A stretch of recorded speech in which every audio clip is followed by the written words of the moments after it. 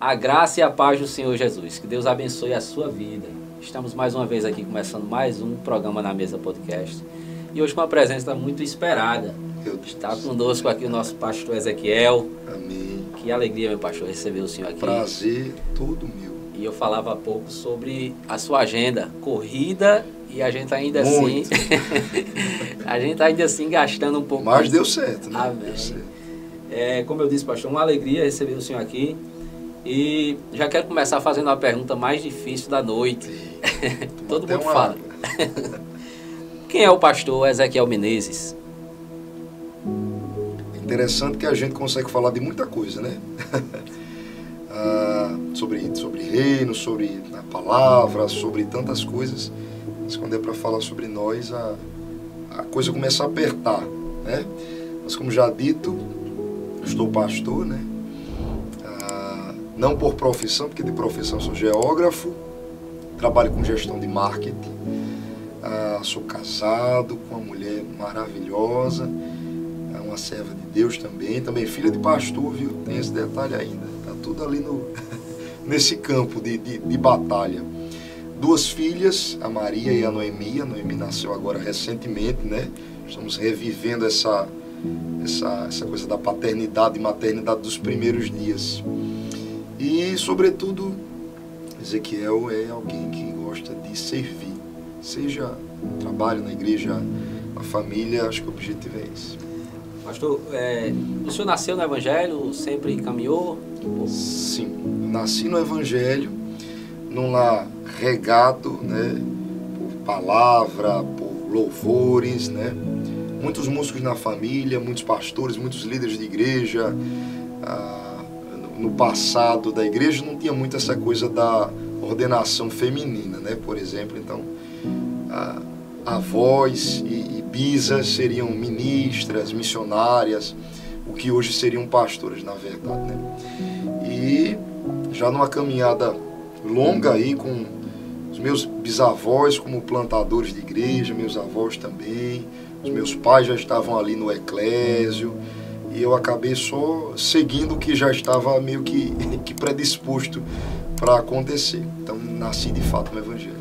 Desde sempre já essa veia, se eu posso dizer assim, né? Que o senhor, inclusive a sua agenda hoje era muito voltada à missão.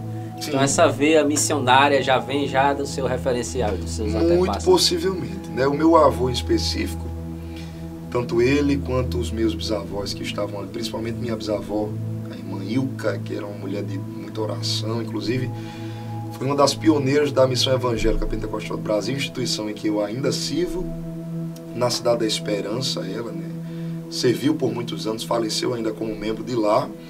O filho dela, que é meu tio-avô, foi pastor de décadas daquela igreja também, que inclusive hoje é onde funciona o centro administrativo da Missão Evangélica, e o nosso seminário teológico também funciona lá. Então, já veio com ela, meu avô também estava no meio dessa coisa, então plantio de muitas igrejas na nossa instituição, que tem 84 anos de história já. Muitas dessas igrejas tiveram o pioneirismo dele, da minha avó Yusete, expandindo o reino, né? Então não dava muito para fugir, ele tinha muito essa coisa das missões. E aí, hoje, meio que por tabela, isso acabou acontecendo, né? Também. A gente falava aqui nos bastidores que nem sempre a gente se acha aquela pessoa para aquilo, né, pastor? A gente nunca se acha. Mas acaba que quando Deus chama, a gente tem que só se dispor e fazer. Então hoje o senhor está pastoreando, mas a pergunta que eu lhe faço é se o senhor se vê um missionário ou se o senhor se vê um pastor itinerante, como é que o senhor se... Eu não me vejo um missionário, né?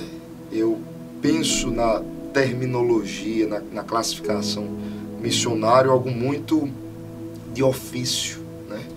Como a gente vê na própria palavra. É como se eu pusesse, por exemplo, nós temos hoje o dom de profecia, né? Mas antes nós tínhamos profetas. Sim. E eles carregavam o ofício profético. Então, casamento, filhos, um hobby, uma atividade, tudo isso era periférico, porque o que estava no centro das suas vidas era o chamado. Então hoje me assombra muito quando alguém diz, por exemplo, eu sou um profeta, e a pessoa casa, a pessoa trabalha, a pessoa ocupa às vezes o tempo com mais coisas dela do que do reino, né? Então a distinção de ofício e dom. Eu penso que a igreja, inclusive eu na condição de igreja, todos nós fomos chamados para as missões, né? Para a Missio Dei, né? Que é a missão de Deus, e para as nossas missões aonde nós estamos, como num podcast como esse, ou em qualquer outra esfera da vida que Deus nos chame para servir em missões. Mas quando a gente diz missionário, aí a coisa pesa. É mais pesado, né? Então eu não me vejo como um missionário. Eu certamente tenho muito prazer em preparar pessoas que vão para o campo missionário, treinar na teoria, porque a vivência ela vai adquirir, né, ao longo do exercício da sua atividade no campo missionário. Então eu me sinto parte da construção do missionário, mas não me sinto um missionário. Essa era a próxima pergunta. Dentre muitas coisas que o senhor já atua no ministério, uma delas é preparar uma liderança para cuidar de liderados. No tempo atual, o senhor acha que isso tem sido algo fácil ou tem encontrado alguma dificuldade? Qual é o panorama que o senhor traz para a gente? Na verdade, a igreja de Cristo, né, no mundo tem vivido esse tempo de confronto, de muitos desafios, e essa coisa de querer permanecer na contracultura, né, resistir ao que o mundo impõe, é extremamente desafiador. Se já era desafiador para aqueles que vieram antes de nós, que tinham um rigor maior, às vezes uma postura mais sisuda, mais rígida, isso já era um desafio enorme, quem dirá para nós, né? Hoje a gente está, como a sociologia prega, uma sociedade fluida. Os relacionamentos eles não são mais tão sólidos quanto outrora. E isso tem alcançado a igreja. A igreja ela está acostumada com esse padrão que está tudo bem, que está tudo certo. Um slogan que tem sido muito difundido, inclusive nas mídias de massa, de que se lhe faz bem, tá tudo ok, né? Se lhe faz feliz, vai em frente. E a palavra ela não nos fala sobre isso. E quando a gente fala da liderança da igreja, nós estamos falando de líderes que, inclusive, muitos deles têm se posicionado de forma passiva a essas condições que o mundo tem nos imposto na condição de igreja. Então são líderes muito passivos, líderes que estão buscando aprovação, né? Porque eles querem que o mundo respeitem eles e tudo mais. Então, se a gente se dispõe a discutir, até num momento informal como esse, ou sentar de forma acadêmica para ver verso a verso, teoria, teóricos e etc., para preparar esses líderes, a gente muitas vezes encontra resistência, porque infelizmente a igreja, e não só a liderança, mas a liderança porque é o tema da questão, mas nós temos encontrado cristãos que não estão mais dispostos a parar para ouvir. É por isso que você vê uma escassez nos seminários teológicos. As pessoas, inclusive, têm aversão à teologia, ao estudo da palavra. Eu vi que o senhor falou, de maneira muito sábia, não se colocou como missionário porque o senhor acredita que seria algo muito mais... Sim. E eu levo isso para a igreja. Uhum. Eu não quero polemizar, mas hoje ficou mais fácil ser missionário porque alguém se denomina missionário sem de fato fazer missões. Seria mais ou menos assim? Aí a coisa fica pesada, né? Não querendo assim, apontar a pessoa ou pessoas, mas assim, porque assim, de fato, missões, e eu se denominar missionário, é eu me entregar de fato aqui. Justo. Não é porque eu estudei missiologia que eu sou missionário. É como a função do pastorado, por exemplo, né? As pessoas entendem às vezes o pastorado, e certamente essas pessoas que entendem o pastorado dessa forma, são as que erram na coisa das missões também, é olhar para aquilo ali como um cargo e não como uma função. Sim. Assim como o ser pastor não é assumir um cargo, e sim exercer uma função, o missionário também, ele não está ocupando um cargo, ele está exercendo uma função, que é toda a gama designada a esse que faz missões, né? Então, o que é que eu penso? E aí também faço das suas palavras as minhas. Não quero ser polêmico aqui, mas muitas vezes a nominação de missionários exatamente aquela coisa de fulano está envolvido aqui nas coisas, mas ele não tem muito perfil de diácono, ele não é muito presbítero, ele também não dá para assumir a função pastoral, então ele é um missionário, ele gosta de trazer vidas e aí existe uma outra distinção, que é a do missionário e do evangelista, né? E aí isso vai, inclusive, passar pelas questões estatutárias e de estatuto interno mesmo, né? De cada igreja. Eu vou fazer uma pergunta agora, não é salgada não. Tá ficando, as coisas estão ficando pior. Mas vamos voltar. Todo evangelista é missionário? Eita, meu Deus. Aí a coisa pega. Todo evangelista, ele acaba exercendo um pouco da missão, né? Só que a missão, ela é muito ampla. Ela está no macro, não é só, por exemplo, se eu lhe abordo de forma ativa, se eu lhe encontro na rua, por exemplo, numa caminhada minha informal, não naquele dia que o pastor marca o evangelismo, mas eu estou na minha rotina e eu lhe encontro e eu crio um campo de fala para minha abordagem. Eu puxo um assunto com você, aleatório sobre qualquer coisa. Por exemplo, eu vejo você com a camisa de um determinado time. Às vezes não é nem o time que eu torço também, mas eu entendo um pouco daquilo, que não é o meu caso, já deixo bem claro que eu não entendo nada sobre futebol, mas eu encontro algo em comum entre mim e você ali, eu crio esse campo de diálogo, dou aberto, rapaz, você viu o jogo de ontem e tal, ganho a tua confiança e no meio daquilo ali eu arrumo uma estratégia de enxertar Jesus naquela minha fala. Isso é um papel evangelístico, não necessariamente de um missionário. O evangelista, ele vai conseguir encontrar oportunidades na vida comum, na vida civil, para evangelizar, porque o âmago da missão do evangelista é agir evangelisticamente. Qualquer oportunidade, ele consegue identificar a oportunidade e quando não identifica, ele cria. Como é esse? Eu paro, algum elemento naquele contexto é comum entre nós e eu faço uso daquele artifício para falar sobre Jesus de forma muito discreta, até porque esses dias eu ouvi algo que é muito forte quanto a isso, que o mundo não está precisando de Deus, porque Deus de D minúsculo, né, um Deus por um Deus, o mundo já tem vários deuses, o mundo ele é carente de um pai, então as pessoas não estão querendo aquele Deus de altar, eles estão querendo alguém de relacionamento. Então o evangelista ele consegue encontrar essa oportunidade. O missionário ele trabalha de forma mais complexa, né? Não é só aquela coisa pontual da fila do banco, da fila da lotérica, encontrar uma oportunidade, plantar e ir embora. Isso é um trabalho evangelístico. O missionário, quando ele age de forma missional, ele tem uma coisa mais projetada. Então ele vai a um lugar com este fim. O evangelista não. No acaso, ele encontra com alguém, identifica ou cria a oportunidade, mas o missionário não. Ele sai daqui já sabendo, eu vou para tal lugar, eu vou para tal cidade, ou mesmo que seja algo de bairro, né, minimalista, sim, mas eu saio da minha casa munido com os meus equipamentos, seja com a minha Bíblia, seja com o meu folheto, seja com nada disso, né? Estratégia.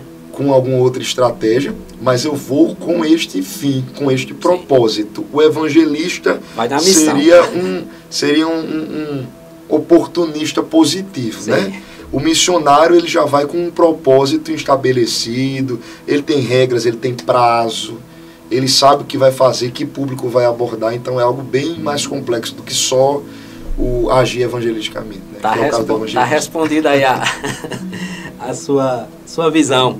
Meu pastor, o senhor é um pastor muito jovem e de fato tem lidado com uma geração diferente do seu pai, que o seu avô lideram, né? E é um tempo diferente, mas ainda assim Deus preparou homens como o senhor para lidar com essa geração atual. Qual o panorama que o senhor faz da facilidade ou da dificuldade que se encontra no tempo atual para falar do reino, para conduzir, para transformar liderados em líderes, né? Porque a gente acaba que tem que se preparar, né? Qual é o panorama que o senhor faz? É um tempo oportuno, é um tempo mais difícil? Um mal da igreja desde sempre, né, inclusive igreja primitiva, é resistir a essa coisa de novo de Deus, que o evangelho é isso, né?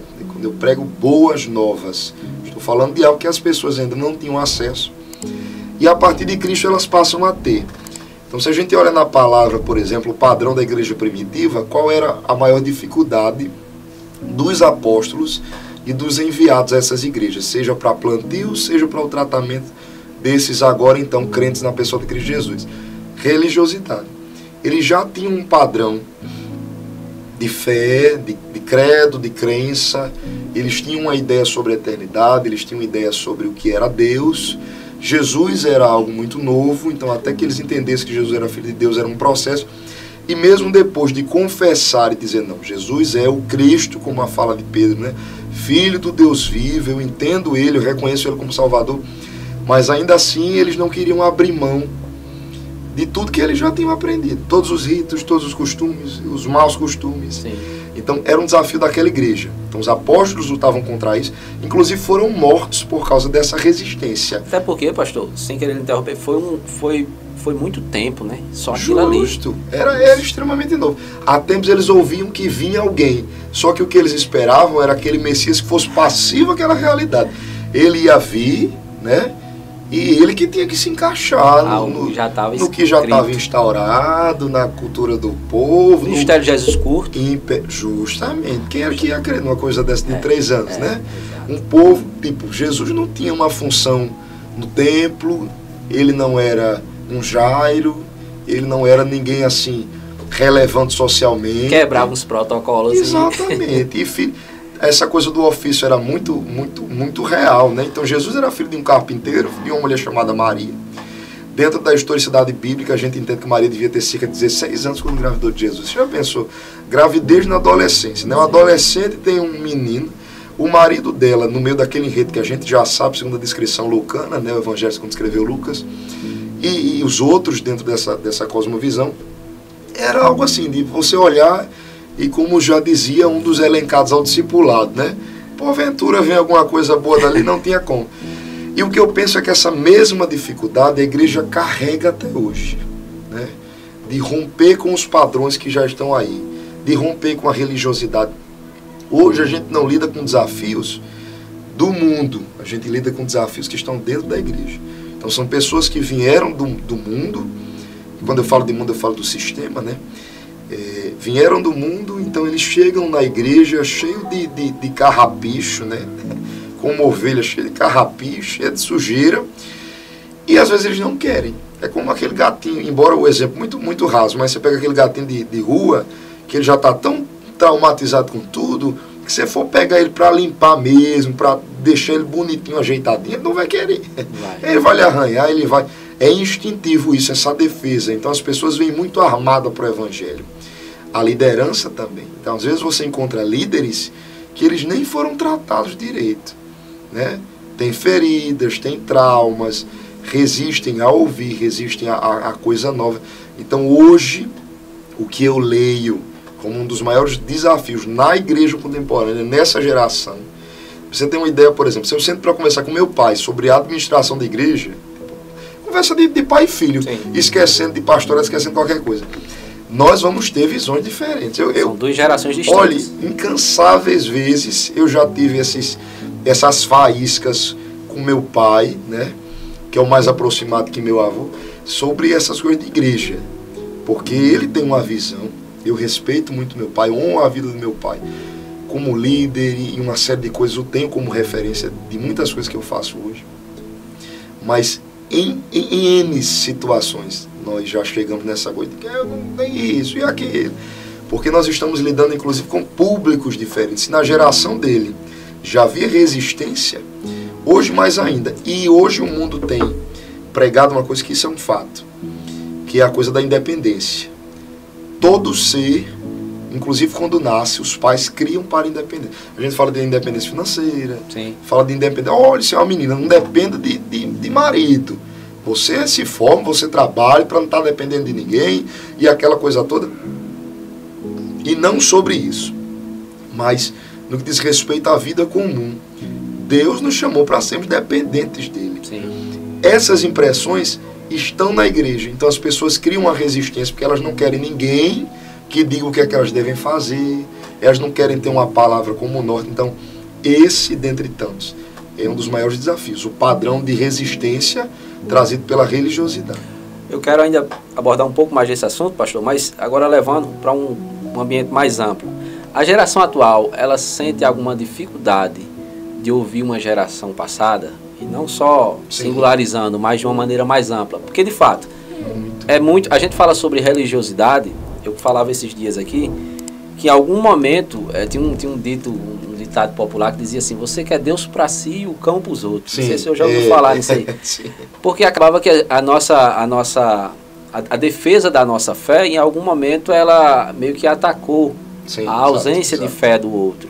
Então parecia que em algum momento a gente queria Deus só para si mesmo. A sensação que a gente tinha é essa. Então algumas pessoas ficaram avessas a isso.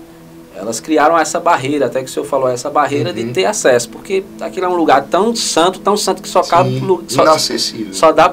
exatamente. É muito pior do que o santo dos santos. Eu não tenho acesso, se acha indigno, né? Então acaba que, eu não sei se o senhor concorda com isso, é uma visão minha.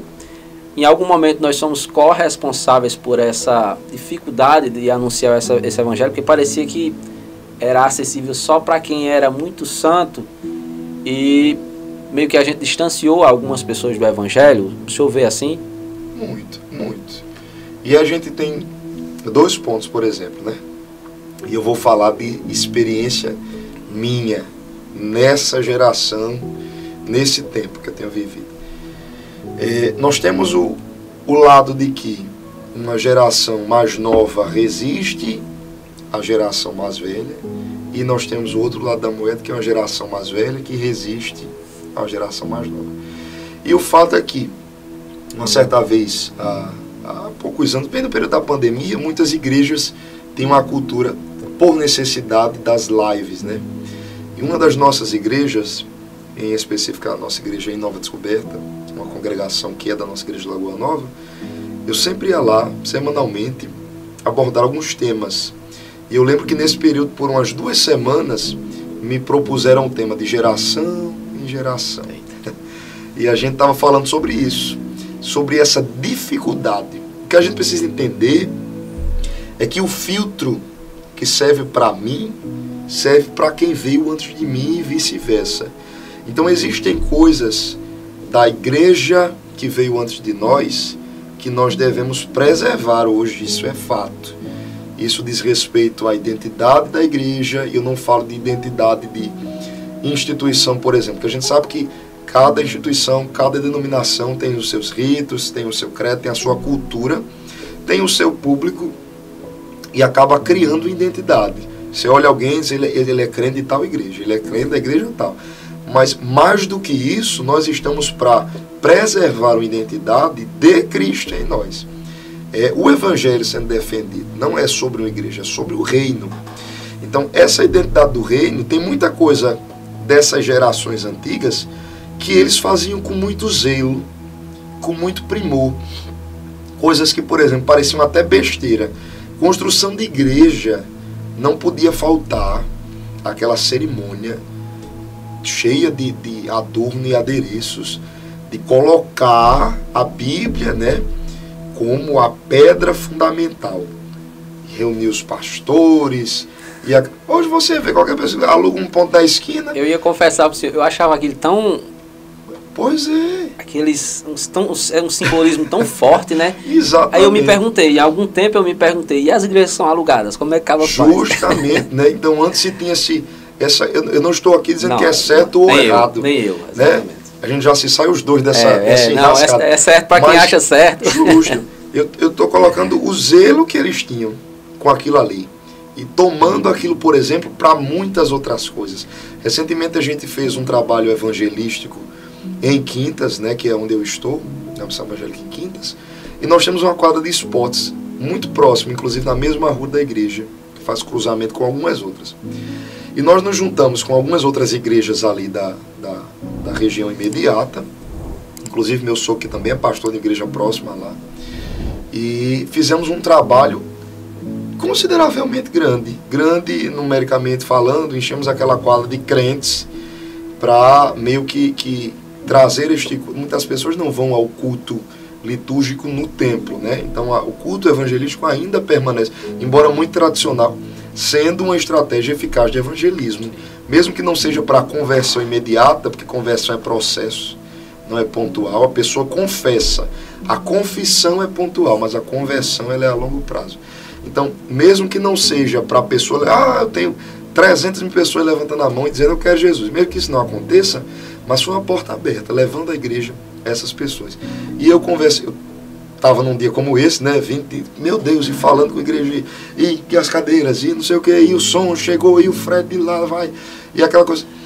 E quando eu cheguei lá, tinha muita coisa pronta, só que eu cheguei já, por exemplo, na hora do culto, praticamente, para passar o meu microfone, para ver como estava o pessoal da banda, dizer quais eram os louvores, dizer qual era o tom, começar o culto, enfim. E eu estava conversando com um amigo muito próximo que serve a Deus na igreja junto comigo, Wesley, e eu disse, Wesley, se não fosse tanto trabalho para vocês, né, porque eu não vou ter tempo para fazer, eu ia dizer para vocês trazerem lá aquelas cadeiras do púlpito. Lá a gente meio que tirou essa coisa das cadeiras do púlpito, sabe? Inclusive há muitas críticas a respeito desse tirar as cadeiras do púlpito. Não usamos mais, a gente está deixando de lado agora, né? numa expectativa de abolir. Só que eu quero que eu dizia para Wesley, o mundo, as pessoas que não estão na igreja, elas não estão procurando luz, elas não estão procurando nada disso, elas não estão procurando. Eu gosto, até porque eu faço parte dessa geração que vive essa coisa do palco, essa coisa. Existe muita coisa que é necessário e eu acho bacana. Eu já tive a mesma oportunidade de pregar para 5 pessoas, 10, de pregar para 100, para 1000, para 10 mil. E você vai encontrando altares diferentes, igrejas diferentes, principalmente quando você vai em outros estados e roda aí o país. A cultura dessas igrejas são diferentes. E aí o que eu falava com ele, eu disse, esse povo aí que vai sentar nas arquibancadas da quadra, eles não estão procurando isso, porque é a coisa da luz, da fumaça, disso, daquilo, e abro parênteses, que isso não é uma crítica, porque eu gosto também, mas a gente que já está, gosta. Mas o que o povo está querendo ver é o tradicional. É o crente que vai chegar lá e vai dizer, porque Deus amou o mundo de uma tal maneira, entregou seu filho. É o tradicional. Então tem muita coisa dessa geração anterior que deve, não é questão de, é porque tem que... Não, deve ser preservado por questões éticas e biblicistas, não é por gosto, é porque eu olho para a palavra e entendo que muitas dessas pessoas erraram, mas erraram pela ignorância. Elas acabaram se tornando pessoas religiosas, mas por não conhecer essa liberdade, né? essa coisa nova. Então muita coisa que vem de lá a gente preserva, mas nesse fechamento de o que vem de nós para eles há uma resistência. E aí eu disse que ia partilhar dessa coisa de experiencialismo, porque eu atuo em liderança, mas tecnicamente jovem, embora cheio de filho todo lado, mas se comparado a outros que já estão aí há anos-luz, eu particularmente encontro ainda resistência de alguns líderes, de alguns membros, que às vezes olham, é um senhor de idade que fundou aquela igreja. De repente eu chego lá e abordo um tema polêmico, ou apresento uma visão que não é nem minha, que está lá, eu estou só expondo o que está lá. E diz, não, mas é porque e nós sempre fizemos assim. E esse sempre fizemos assim também é um problema que existe dentre as gerações. É um cuidado, né, pastor? Porque assim, são pontos extremos, na verdade. A gente tem que ter esse cuidado. A palavra nos orienta também o princípio de honra, né? A gente tem que honrar essa geração, porque a gente está aqui também por conta do joelho. Só passamos pelos caminhos que eles já abriram. Isso, é desse jeito. Eu penso assim também. Só passamos pelos caminhos que eles já abriram. Pastor, diante de tanta demanda, eu vi aí que o senhor ainda arruma tempo para ser músico também, para meio que... Meu Deus. É muita coisa. Tapa buraco. Né? Tá certo. É bênção demais. Aí a gente vê, pastor, diante de tanta demanda e lidando com a geração atual, e o senhor respondeu aí perfeitamente acerca da dificuldade e da facilidade diante do momento atual, eu ainda queria lhe perguntar se a gente falou muito sobre religiosidade. Sim. Isso é uma coisa que não acabou. Sim. A gente atribui muita religiosidade, a gente que prega a palavra, que faz menção da palavra, a gente faz muito uso disso atribuindo aos judeus, né, a prática da lei. Idolatria. Isso. Só que isso também existe ainda no tempo de hoje. E talvez, não sei se eu posso usar esse termo, mas talvez travestido de um dogma, de uma prática, de uma superstição, de algo que...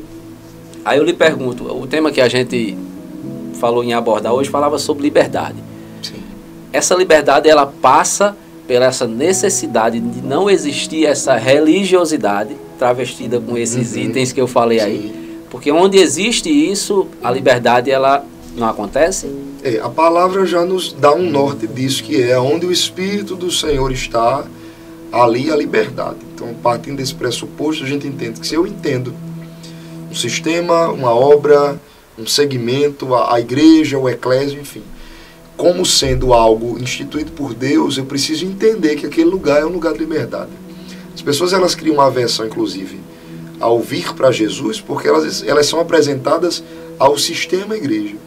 E muitas vezes o sistema igreja está corrompido, exatamente porque, ao invés de ser libertador, é exatamente o oposto. As pessoas se sentem presas. Esses dias a gente estava conversando em quintas sobre umas certas temáticas de evangelhos sinóticos e abordagem de por exemplo, as distinções de fala de Mateus, Marcos, Lucas, e eu sempre gosto de adicionar João, embora ele não seja sinótico, mas pela abordagem muito espiritual que ele traz na sua chave de entrada, que é o capítulo 1 de João.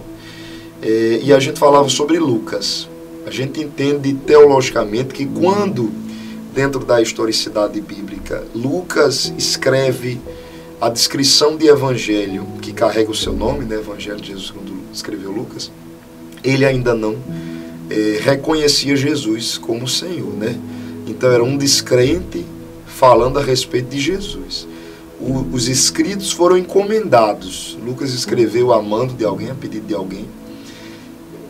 Um levantamento muito minucioso. Jesus não era senhor da vida de Lucas, ele era um objeto de estudo de Lucas. Eu gosto de Lucas por conta disso.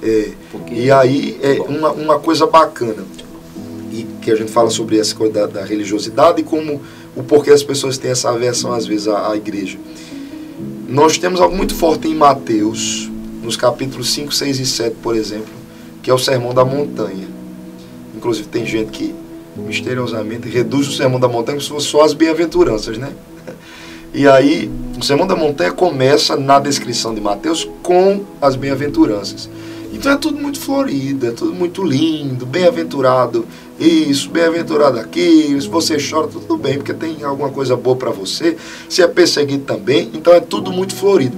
Isso diz respeito, inclusive, às características de Mateus sendo judeu, escrevendo para judeu, linguagem poética e sapiencial, uma série de coisas. Quando você vai para Lucas ele não aparece florindo muita coisa. E o Sermão da Montanha está lá, só que o descrente Lucas, escrevendo sobre essa fala de Jesus, ele apresenta o sermão dando ênfase não às bem-aventuranças como Mateus, mas falando dos ais. Ai daquele que isso, ai daquele que aquilo. E a gente discutia que é exatamente isso que acontece. Eles estavam olhando para a mesma coisa, que era a fala de Jesus a respeito dos padrões éticos e morais do reino, porque ética e moral eram os temas do Sermão da Montanha. Ele estava falando sobre a prática da vida cristã, né? A ética celeste, a cultura do céu. O produto era o mesmo, mas Mateus olhou de forma muito, oh meu Deus, que coisa maravilhosa. E o descrente, né, Lucas, estava olhando tudo com muito peso. E a gente olha, por exemplo, na vida comum, as pessoas que ainda não conhecem a Jesus genuinamente, quando são convidadas para o Evangelho, mas é porque eu vou ter que deixar isso, eu vou ter que deixar aquilo, eu vou ter que... E o fato, embora seja meio polêmica essa fala, é que muitas vezes essas pessoas estão certas. Porque a abordagem é essa. Você vai servir Jesus, então se prepare, porque você vai ter que deixar isso, você vai ter que deixar aquilo. Você não vai em tal lugar, você vai... E o que a gente perde, às vezes até dentro dos estudos, está muito focado no teórico, no metodológico, no funcional, é que esse papel de convencimento ainda é do Espírito de Deus. Nem o pragmatismo de Lucas, nem a flor que... né? É a relação. Aí o bacana, no EBD, me veio uma pergunta sobre nessa lição, inclusive, e eu respondi sobre isso, né? que havia uma necessidade de existir um Lucas, tal qual existia uma necessidade de um Mateus, de um Marcos, que cronologicamente Marcos foi o primeiro, né, a ser escrito. Então, Lucas, por exemplo, escreve tanto pelo relato, aquilo que era passado, né, comentado, aquilo que já tinha escrito, né, documentado. Ele, como médico, era de tamanha estranheza imaginar que uma pessoa passou 12 anos sofrendo com hemorragia. O primeiro milagre daquela não morreu, né? Sim. Como é que você está hemorrágico 12 anos e não morreu? Porque eu conheço pessoas que sofreram hemorragia. Lá na igreja tem uma penca de mulher que sofreu hemorragia, seja de forma pontual, seja com vários dias. E são pessoas que estavam ali definhando, à beira da morte. E essa mulher, ela sobreviveu por 12 anos, ou seja, Jesus já estava operando um milagre na vida dela, não naquele dia da multidão, o milagre já estava acontecendo. E o relato de Lucas... Exato.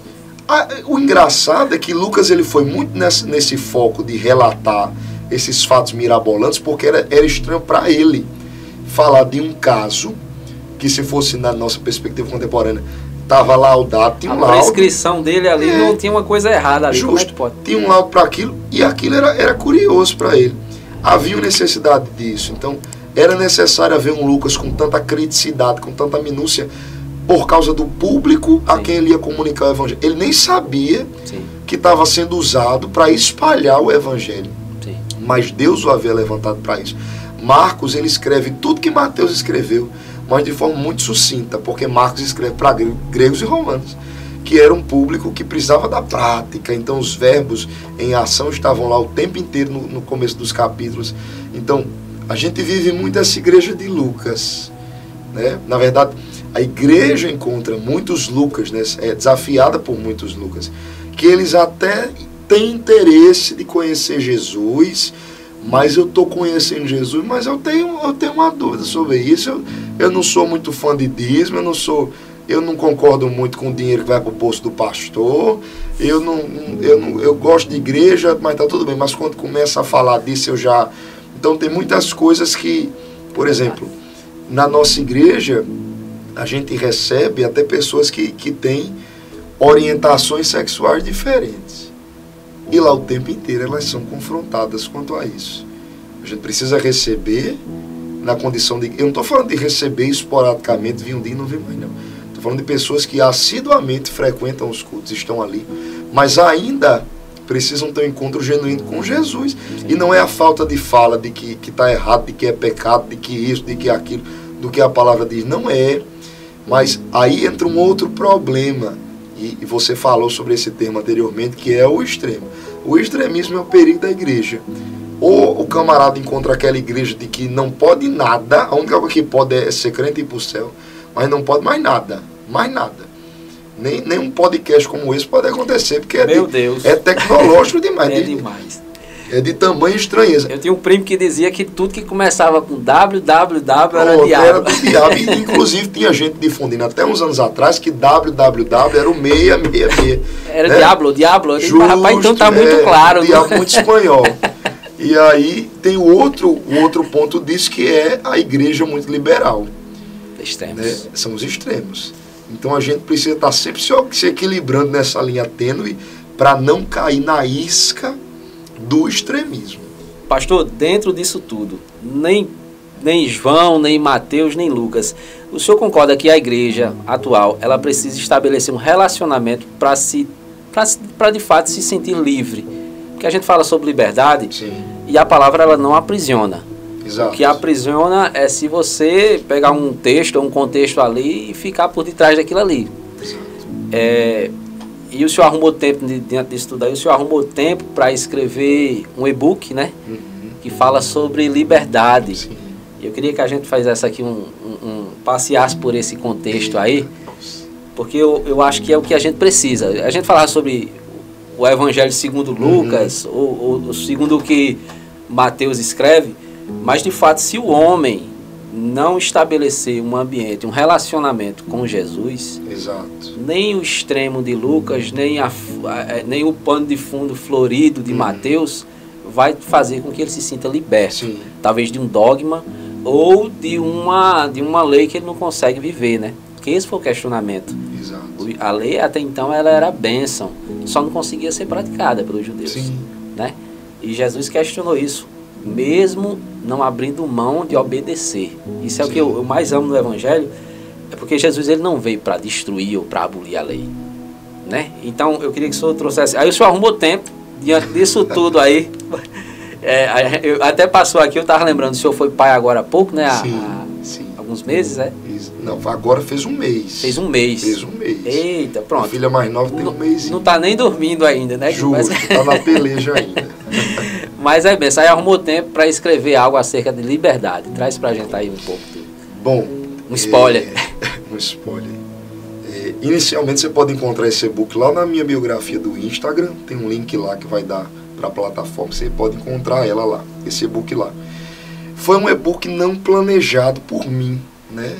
Necessariamente, embora tenha sido eu quem tenha escrito. Eu trabalhei nesse ano por muitos meses escrevendo um livro que o projeto é físico e digital, chamado 1 em cada 10 corações.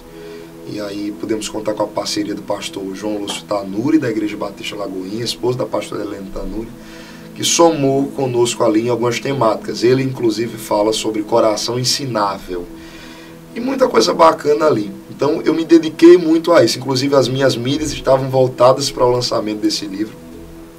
E no meio dessa turbulência de coisas, acabou que o logístico mesmo não deixou a gente concluir em tempo hábil, porque a previsão era para agosto. E aí, no mês seguinte, no mês de setembro, eu estava preparando um conteúdo para a igreja local mesmo, falando sobre liberdade, fazendo alusão, inclusive, ao dia 7 de setembro, que ia cair exatamente num dia de estudo bíblico, que eu queria fazer essa ponte, né, da temática civil comum com um texto bíblico e trazer à memória da igreja esse sentimento legítimo de independência real, de qualquer uma de religiosidade, de estereótipos, de rótulos, de qualquer outra coisa. Só que eu falo muito pouco, né, como você pode perceber, e na escrita vai muito nisso. Eu vou escrevendo tudo que está vindo ali, cruzo o texto daqui. Eu tenho um vício, de que eu adquiri um vício, e eu culpo até hoje uma professora minha de teologia, que inclusive Deus é tão tremendo nas articulações dele, que hoje ela acompanha o mesmo ministério em Quintas, junto comigo. Ela foi minha professora de sermão expositivo. E ela também era professora de grego e hebraico nesse tempo lá do Seminário Teológico. E aí eu sempre culpo ela sobre essa coisa. Então eu criei um vício de tudo que eu falo eu escrevo. Porque lá a gente tinha muito isso de ser treinado, de pregar um sermão que eu escrevi. Entendi. Então aquele tempo de você parar e anotar, e ponto a ponto, começo, meio e fim, aplicações. Eu fiquei viciado nisso. Então posso ter uma conversa aqui, não porque a gente está livre, né? Está numa conversa informal. Mas se eu sou chamado para ministrar, certamente, você tenha certeza, eu posso não estar com o papel na minha mão ali, mas esteja certo de que em casa eu parei, eu escrevi, eu tenho alguma coisa comigo lá. E aí foi fluindo tanto que eu disse, meu Deus, não vou conseguir dar isso num dia só não. E aí me veio a luz de, será que eu posso difundir, né? Mais pessoas serem alcançadas por isso?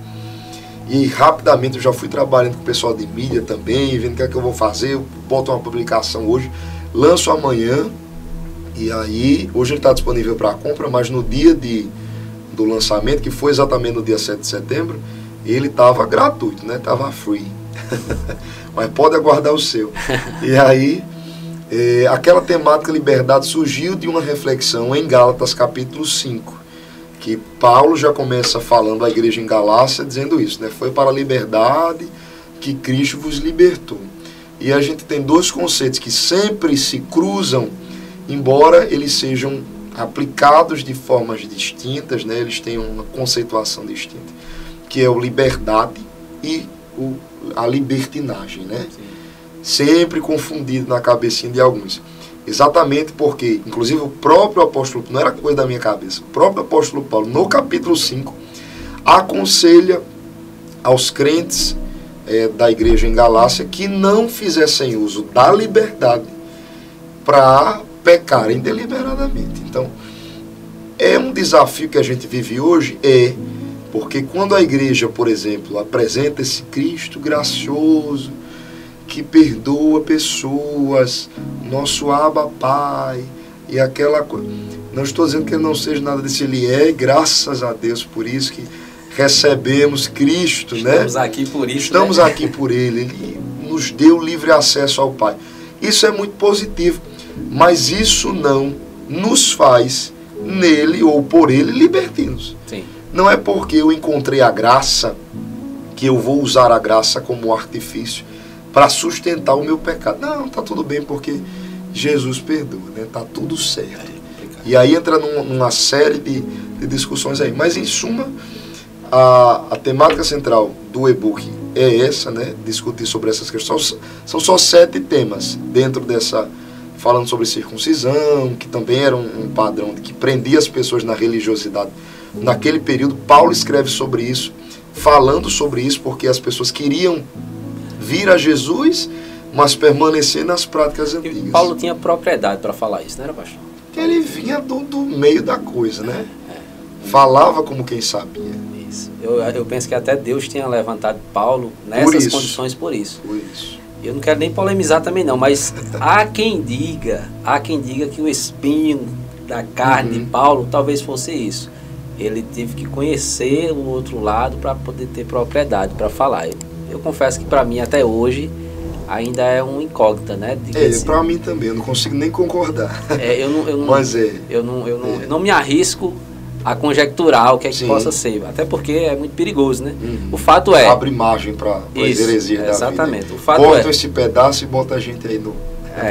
O fato é, aquilo ali trazia ele para Deus. Sim, exato. Né? É isso que interessa. E para aquele público, que ele foi chamado para ser apóstolo dos gentios. Sim, ainda bem que... né? Justo, que nós, inclusive, gentios aqui nessa mesa. E eu quero agora fazer menção de um texto que se encontra em 1 Pedro, no capítulo 2. Eu quero ler o verso 9.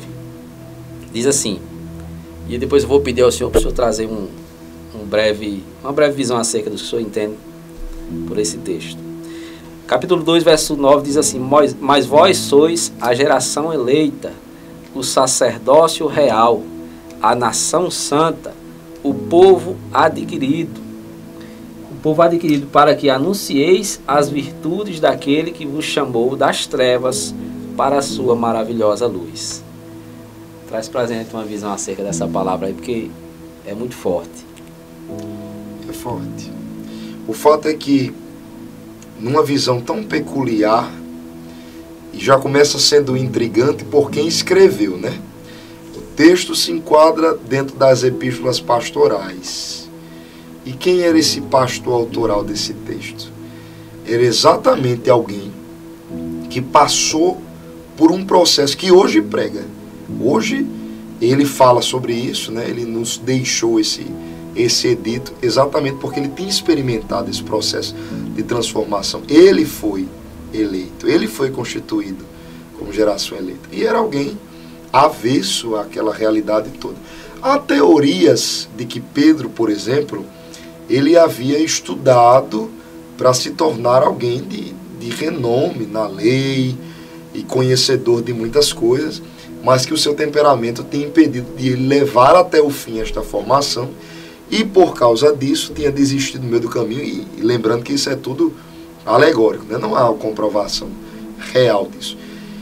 Uma outra coisa interessante é que a gente às vezes atribui Pedro aquela coisa simplesinha, pobrezinha, não letrada. E quando a gente pensa na coisa da pesca, Pedro não era só um pescador.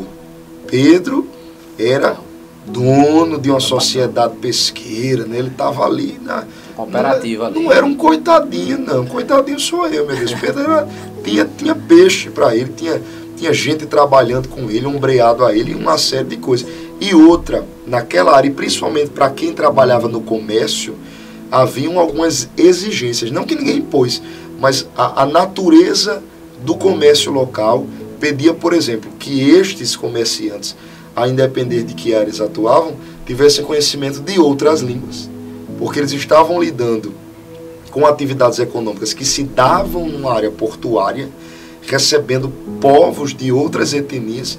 Ou seja, esse camarada ele não podia estar ali só, não estou entendendo. Não, ele tinha que saber não só grego e grego koiné, como outras línguas de povos, de outras etnias que chegavam ali. Então era alguém preparado, mas o temperamento, e hoje dentro da psicanálise, de estudos do psique mesmo, da mente, se trata muito sobre essa coisa do temperamento. O sanguíneo, o melancólico, o colérico, e lá vai. Então o temperamento de Pedro era o que precisava ser tratado. Então ele tem um confronto, e eu já acho um tratamento fantástico, por exemplo, em Lucas 5, quando acontece a chamada, ele estava ali, já tinha acabado a sua atividade, Jesus chega, pede o barco. Naturalmente um sanguíneo diria, não vou lhe dar, já acabei, estou indo para cá, estou lavando a rede, vou guardar, passei a noite, estou cansado, quero descansar. Ponto final. É assim que eu leio um sanguíneo. Por alguma razão, e a gente, como crente em Cristo, sabe que razão era essa, ele, tudo bem. E até porque deixou. Jesus não conhecia daquilo. Justo, deixou. Imagina a imponência de Jesus chegando dizendo, eu quero esse teu barco. Porque não houve um por favor. Não, e tu sabe de pescaria, tu conhece? Juro, quem é você? Né? Isso aí é um problema. E aí ele entra no barco, prega, termina ali, usa como púlpito, depois chama, agora venha, e nós vamos para onde as águas são mais profundas. Se eu fosse um Pedro legitimamente sanguíneo, dizer quem é essa pessoa? Querendo mandar em mim. Não sabe que eu sou dono disso aqui tudinho, não, porque o texto diz que havia cerca de 400 barcos. Sim. Eu não vou dizer que os 400 eram de Pedro, mas boa parte daqueles barcos eram de sua sociedade, então estavam sob sua tutela. Aí chega alguém, embora o nome de Jesus já estava difundido naquela área, mas não tinham nenhum, Pedro e Jesus não tinham nenhuma relação ainda. Então depois ele diz, vamos até onde as águas são mais profundas, tem todo aquele enredo que a gente conhece, uma pesca maravilhosa, depois ele diz, Senhor, aparta-te de mim, porque eu sou um homem pecador e não sou digno, mas era ele dizendo isso com a boca, mas o coração dizendo, eu quero ir com ele. É tanto que quando Jesus diz, não é mais pescador de peixe, é pescador de homem, ele de imediato, o texto diz em Lucas 5 que ele deixa a rede, ele deixa tudo e passa a seguir Jesus sem nem tutubiar. Então ele falava com propriedade sobre escolha, sobre esse processo de libertação, de separação, porque ele era alguém fadado ao fracasso nesse sentido. Pedro não era pessoa amável para tratar vidas ou coisas. A liberdade de Pedro aconteceu naquele momento, pastor? Certamente não. Senão ele não teria arrancado a orelha de ninguém, senão ele não teria dito para Jesus, foi só uma escolha. Não vai entrar, né? Não vai entrar em Jerusalém, eu não vou deixar. E Jesus o repreende dizendo, apartai-vos de mim, Satanás. Ali foi só uma escolha, ele só escolheu seguir. Ele escolheu seguir Jesus, e aquela escolha fez toda a diferença na vida dele. Nós temos uma ovelha lá na igreja, que o bairro inteiro conhecia esse rapaz, pela bebida, pela droga. Ele era muito trabalhador, nunca chegou, por exemplo, a roubar nada para manter o vício dele. Trabalhava, mas o trabalho dele era todo convertido nisso aí. E ontem mesmo a gente vinha conversando de uma programação, e ele testemunhando de forma informal ali sobre a vida dele, e ele escolheu. A mãe dele sofreu um atropelamento na Avenida Nevaldo Rocha, há um tempo atrás, pouco mais de um ano. Um ônibus, ela vinha da feira, uma coisa totalmente inesperada. E ele perdeu a mãe. Então ia ficar ele muito mais... Ele tem mais 2 irmãs e outros irmãos, mas é muito próximo com uma irmã que sempre foi a coluna da casa de oração e de cuidado mesmo. A família vivia os desafios, né? Mas orando por ele sempre e tudo mais. E ele disse, não foi aquele processo de, meu Deus, o Espírito Santo veio, me balançou e, sabe? Não, ele olhou para a situação, né? Para a mãe que tinha falecido e faleceu, levando para o túmulo essa imagem de um filho que estava no vício, que estava vivendo daquela forma de pecado e tudo mais. Olhou para a irmã que estava mesmo diante daquilo tudo segurando e disse, não, a partir de hoje eu vou seguir Jesus. É tanto que no final de um culto nosso, de uma reunião nossa, não foi tipo lá na hora alguém fez o convite e ele veio. No final ele veio de forma muito discreta, confessou Jesus, e ele é um dos, eu não tenho medo de errar, é um dos melhores crentes que a gente tem hoje.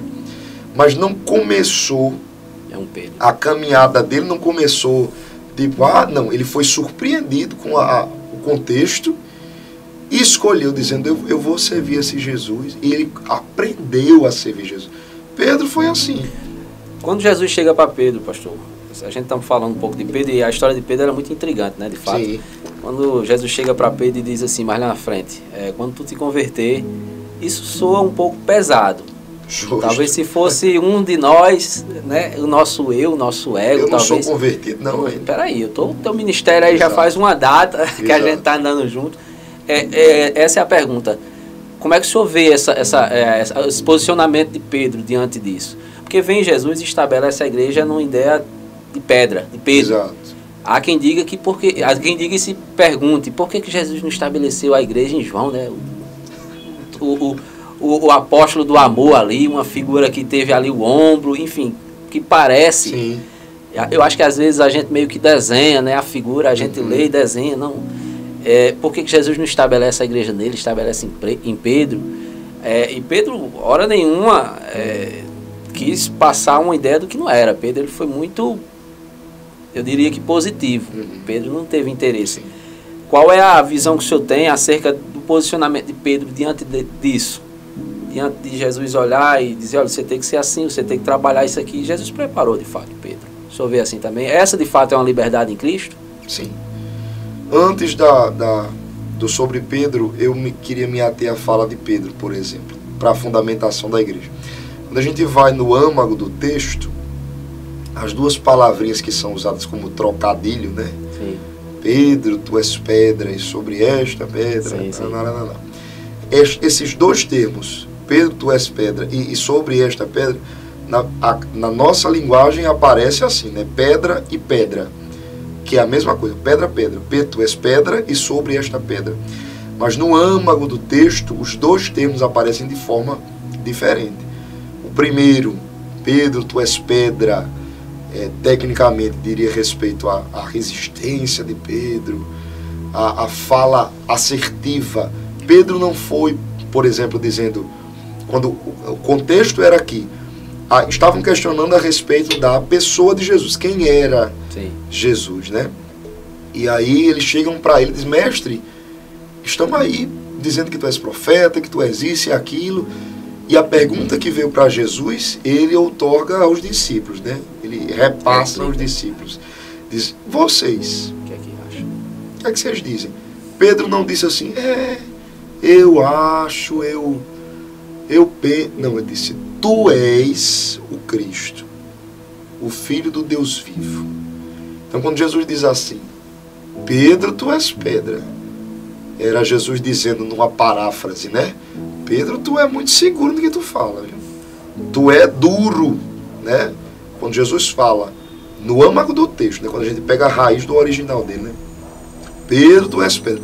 Estava falando sobre essa coisa de Pedro falar sem titubear. Ele era muito firme, né? No firme que falava. Na sua fala. Então essa perspectiva de grau de dureza, que a gente inclusive na geografia fala, o grau de dureza da rocha.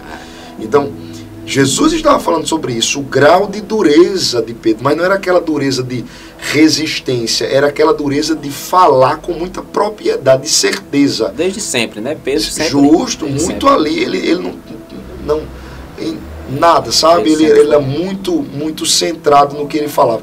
Mesmo que muitas vezes isso designasse a impulsividade dele. Sim. Mas nesse dia, ele foi assertivo por uma razão que Jesus denuncia. Diz, não foi por você, mas o Espírito do meu Pai que te revelou. Aí entra a segunda pedra.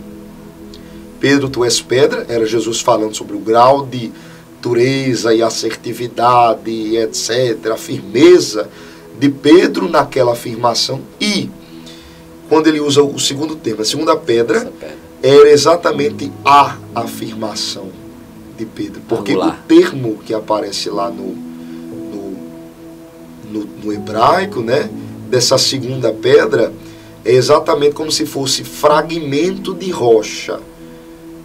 A significação, né? Fragmento de rocha. Então perceba, Pedro, tu és pedra. Aí se a gente fosse transliterar, e sobre este fragmento da pedra, era Jesus dizendo, e sobre o que você falou. Sim. Percebe isso? o fragmento que saiu da pedra. Quem era a pedra? Sim. Pedro. Sim. E qual foi o fragmento que saiu dela? Aquela fala. Verdade, que ele Tu és o Cristo, o Filho do Deus vivo. Aí era numa parábola, se fosse traduzir assim para não gerar confusão, né? No pedra e pedra e pedra. Sim. Era Jesus dizendo: Pedro, tu és muito seguro no que tu fala.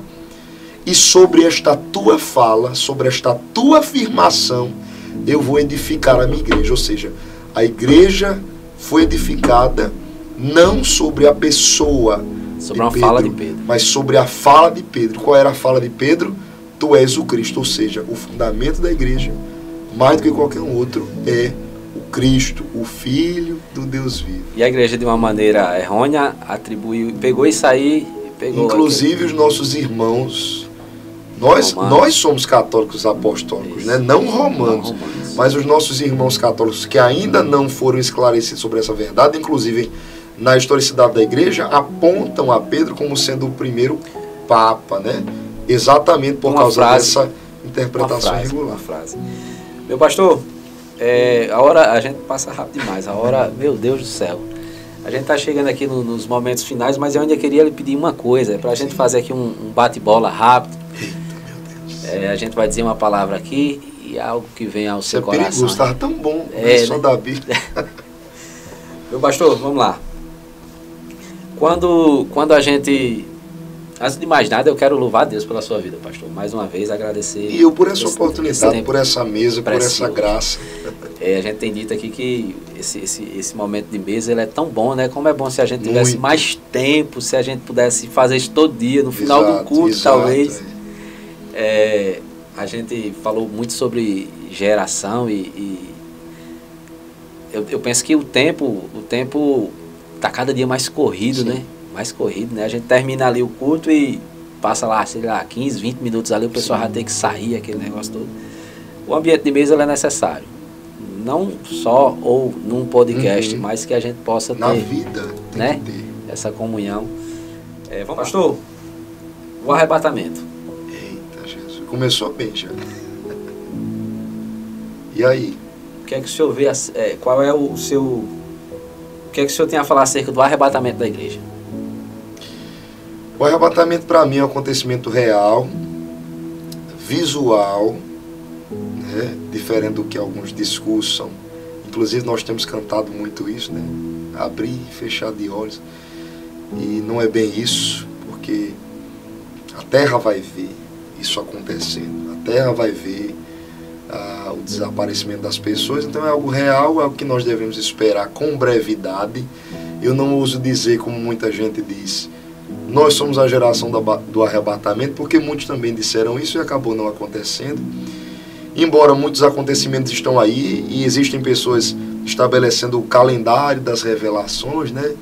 Quando é que acontece tal coisa, então depois disso vem aquilo. E essas previsões muito assertivas, eu tenho uma certa aversão a elas, porque eu acredito na surpresa que vem de Deus, na instauração do seu reino. Então acho que o arrebatamento da igreja é isso, esse fenômeno real que deve ser não o objetivo, até porque o arrebatamento será só o método, mas o foco é a eternidade.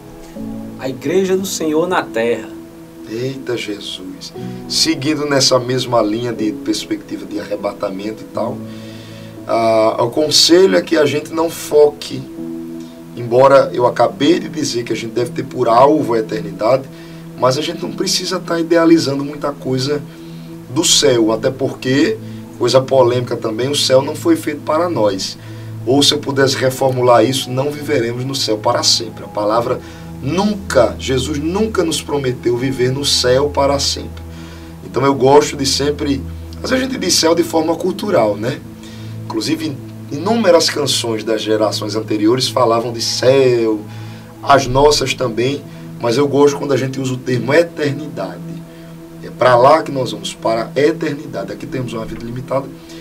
Mas eu não gosto, pensando em igreja na terra, de estarmos muito preocupados só com o futuro dessa igreja na eternidade. Eu estou na terra e eu preciso trabalhar para pessoas. Esses dias eu teci uma fala muito polêmica, que até um videozinho começou a ser compartilhado por causa disso.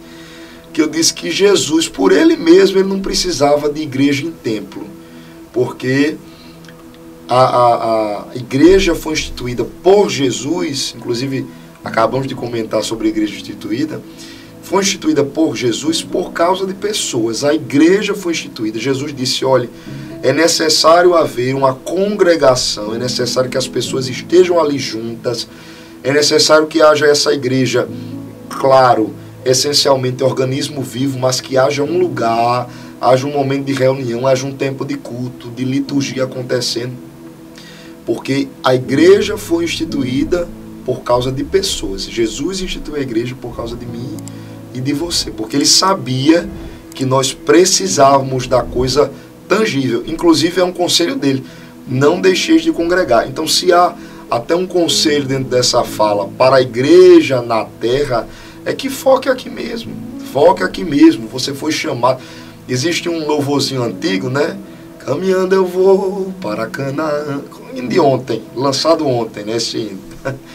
E eu às vezes acho muito egoísta, porque numa parte do louvor diz, se você não vai, né, não me impeça de ir. Que igreja é essa que está preocupada tanto com o céu que esquece todo mundo aqui na terra?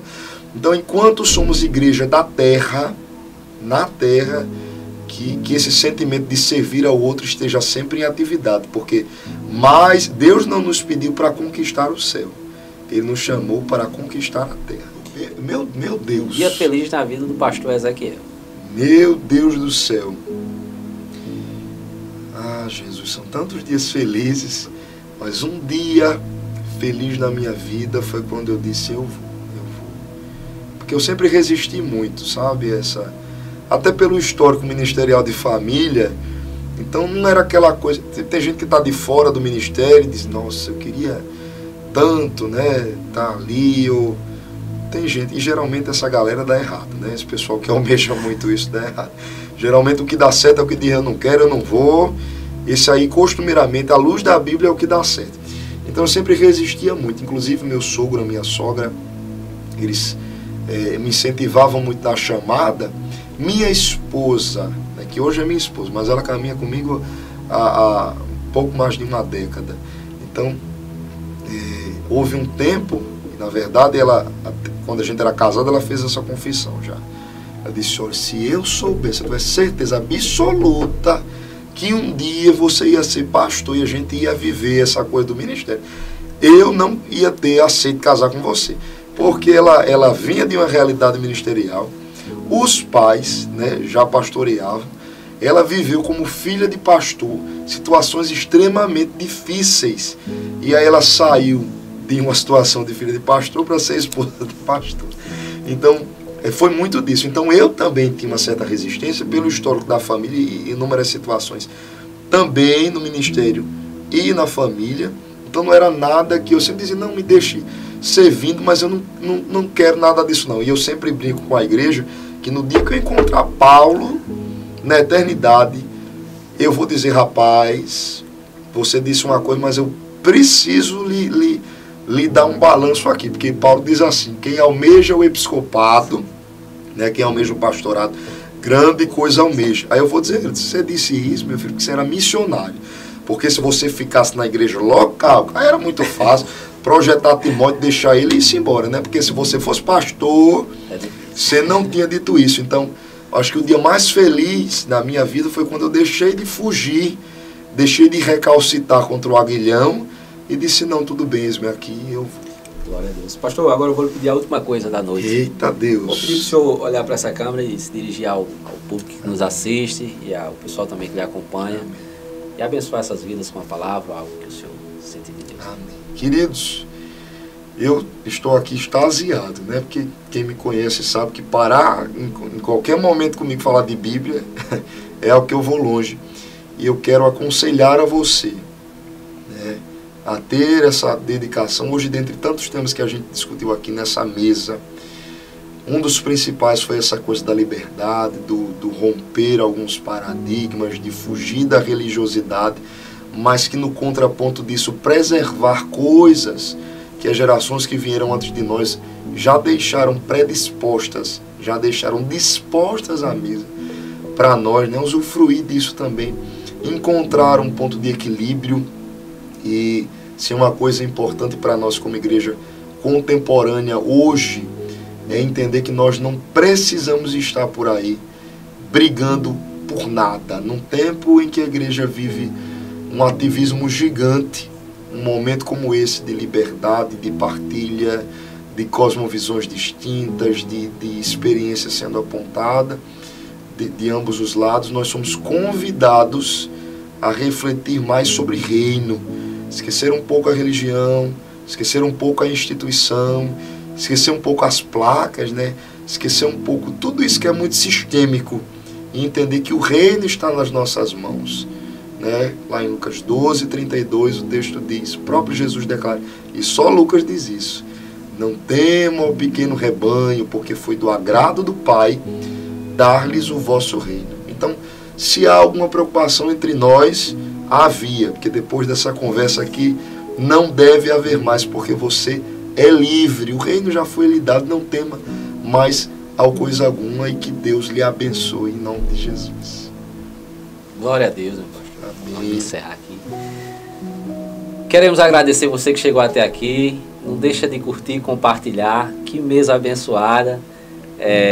Abençoa outras vidas. Compartilhe isso aí. Você vai levar um pouco da palavra para aquela pessoa que vai acompanhar o que foi dito aqui.